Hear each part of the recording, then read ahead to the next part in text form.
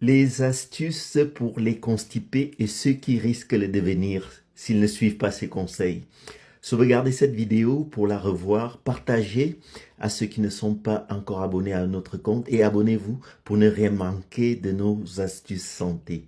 Cette vidéo fait exactement 3 minutes. C'est le temps que nous passons en moyenne chaque jour sur le trône pour faire les selles, évacuer les excréments, lâcher la grande commission ou faire caca tout simplement.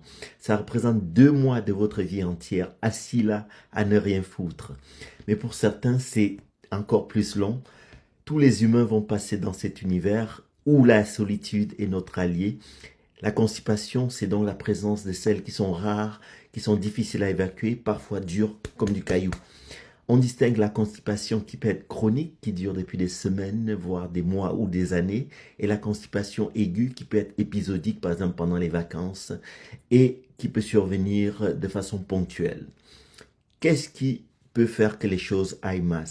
Voici des comportements qui peuvent faire que votre côlon devienne de plus en plus paresseux. Par exemple, vous ne buvez pas assez d'eau, ça c'est un élément important. Vous ne mangez pas assez de fibres. Vous prenez des médicaments qui ralentissent le transit. Vous ne faites pas assez d'activité physique ni régulièrement. Vous ne vous installez pas confortablement sur le trône. Vous n'écoutez pas le signal qu'il faut y aller à tel moment et vous ne profitez pas du réflexe gastrocolique.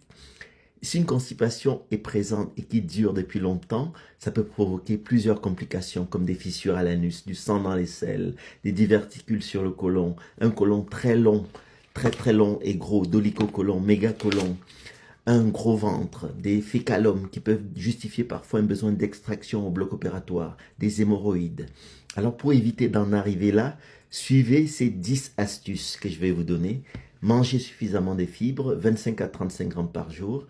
Le psyllium, c'est une bonne source de fibres qu'il faut oser introduire dans votre alimentation. Le psyllium, c'est important. Buvez suffisamment d'eau, surtout en période de forte chaleur. Faites de l'activité physique régulièrement, quotidiennement, suffisamment longtemps. Installez-vous confortablement sur le trône quand vient l'heure de déféquer. Attention aux médicaments que vous prenez, car certains peuvent ralentir le transit. Prenez des laxatifs, c'est important. On fera une vidéo spéciale sur les laxatifs. N'ayez pas peur d'en prendre pendant de nombreuses semaines. Il y a des personnes qui les prennent pendant des années. Consultez un médecin car la constipation peut être le signe d'une autre maladie. Et puis finalement, écoutez votre horloge interne. Quand vient l'heure d'aller sur le trône, allez-y parce que parfois ça peut être à l'école, au travail. N'attendez pas le lieu parfait pour faire caca, pour chier. Et souriez car il ne sert à rien d'être constipé des fesses au même titre que du visage.